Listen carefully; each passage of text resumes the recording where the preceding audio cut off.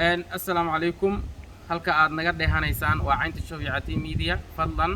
sii shargareeya akhbaartan qubanaheena maanta ay bishu ay tahay 28 bisha Febraayo 2022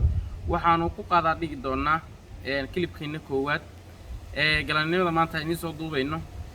halkee kala marayaan dagaalkii Ruushka iyo Ukraine ay soo bilowday maalintii Khamiisteeda 24 bishan halkii ku gaaray Ruushka maxaa maaragtay dawladda ku roon yahay loo soo wada afjir laayay madaxdii iyo madaxweynihii Ukraine iyo hadwalla ku roon yahay maaragtay xukuumaddiisii iyo golihiisa wasiirada iyo maaragtay taliyaashiisii iyo madaxdii sare halkay ku dambeeyaan halkay joogaan magaalooyinka maaragtay uu qabsaday kuwa u dhiman waa sidee waa kuwe intaas oo dhan ayaan maaragtay su'aalahaas dhan ayaan isaga jawaabi doonaa fadlan akhbaartan sii share gareeyo asxaabtiin u gudbiya YouTube kana dabcan subscribe idin tilmaamayn waxaan ognahay in dagaalkan uu bilowday maalintii Khamiisteeda 24 bishan Febraayo ay hadda aan ku jirno gabagabada kadib markii Ruushka habeenkii ka horeeyay uu qalinka ku duugay in uu wadan uu aqoonsanayo labadii gobol ay uu qabsaday 2014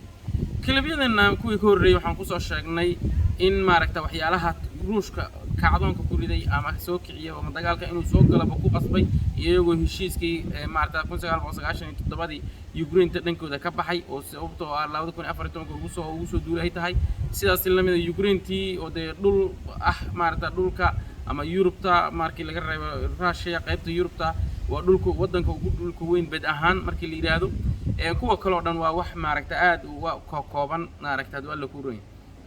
marka waxaanu soo sheegnay marka waxyaalahaas in maaragtay dawladda ku roon yahay nimanka Ruushka uu ku qasbanaatay inuu maaragtay hadii mar Ukraine ay tiri waxaan ku biireynaa NATO in ayaguna soo farageliyaan maadaama ayaguna maaragtay halkaad aan colaatan oo kala jiro oo marna ay tahay Ukraine xubin buuxdo oo reer galbeedka ama Warsaw sidaas la mid ah maaragtay hadeertaana maantana Ruushka dhaqaalahaan iyo hub ahaan dib u soo kacay xoogaa soo kacdoomay inuu maaragtay dawladda ku roon yahay qasab tahay inuu Ukraine ay soo ku biirin maadaama wadan weyn ay tahay maaragtay istiraatiiji ay tahay dekada fara badan oo maaragtay ka kiristay waxyaalahaas badan ayaa dabada ka riixay madaxweynihii marka haddana aan u galnay dagaalka maanta dooyaa maadaama uu yahay Khamiis ilaa maanta Isniina oo dagaalkii socdo xalay waxaa dhacay duqeymo aan loo kala aabayeelin oo aad u culus ayaa magaalooyinka Kharkiv magaalada la yiraahdo oo kale oo Ruushku soo galay ayuu dib uga baxay sababtu dib uga baxana xalay ayay maaragtay cadaatay oo ah in uu duqeeyo oo madaafiic culus la dhaco kadib markay dabcan saaka haduu maaragtay haduu ku soo hiireystay oo xilli hore u yimid mar haduu maaragtay dhulka dhigay meelihii uu baahnaa ciidamadiisa markuu dib uga baxay oo nashqada sidaas ayay ahayd madaxweynihii iyo madaxweynaha Ukraine iyo maaragtay ragaas kale dabcan Ruushku uu yaqaan meesha uu joogo waa la yaqaan madaxweynahaas hase ahaatee Ruushka ilaa hadda wuxuu maaragtay asagoo awoodo inuu bartaas ku duqeeyo ayuu haddana maaragtay uusan sameeynin madaxweynaha Ruushka waxaan dhiilaa ninka la yiraahdo maaragtay Ukraine in uu haduu alla ku roon yahay uu duurka ku jiro oo dabcan asaga naftirkiisa iska soo duubo keliyada oo maaragtay uu soo dhigayo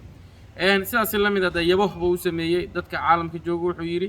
nagu soo biira si maaragtay si dalkeena u difaacdan adinkan aan ku abaal marino gabdha iyo guriye lacago iyo hubba ayuu sheegay dabcan ma laga soo laaban doonaan maleynaya yabahaas uu bixinayo iyo ballan qaadiyadaas waxa weeyaan haddaba maaragtay natiijadiisu waa sii dheeraanaysa dabcan dagaal wax badan dagaal noocu doona ha ahaado dagaalka marba hadii uu dawlad ay gasho dawladdaas maaragtay awoodooda doonta ha yeelatee waxa weeyaan meel aadan sugayn ama aadan filayn ayuu kula gaaraa waana qasad dabeecadda dagaal ayaa sidaas ah Ruushku wuxuu ku socdaa wadankaas wuxuu rabaa inuu qabto dabcan kalibyadana kale ayaan in badan oo kamid ah aan ku sifafaahin doonaa kilibkeenan intaas ayaan ku joojinaynaa inta qaybta labaad aan idin soo dhigayno maaragtay YouTube keena ATI Media fadlan asxaabtay sii share gareeya